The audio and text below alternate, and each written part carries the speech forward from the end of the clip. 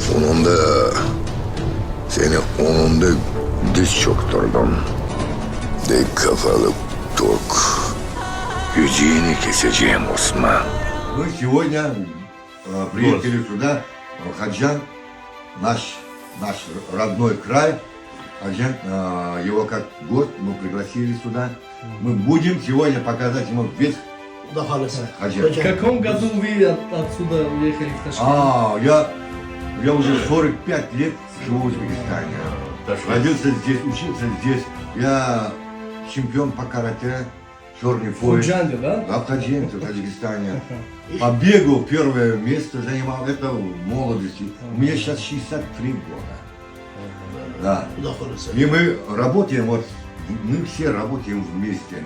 Я желаю, глава, что ты вот начал новая работа, желаю тебе здоровья, Сам главное. чтобы Бог все увидел. Бог дает тебе хорошее, там, что ты хочешь, Он помогает тебе. Самоны, кто такой? Надо показать весь Мир, весь мир. Не только Таджикистан, весь мир, чтобы узнал, Мир. Самони жил в этом, он такой человеком, чтобы... Вот Чингисхана говорим, да? Значит, Самони тоже знать, должен знать. Да, Халиса. Тебе желаю здоровья, удачи.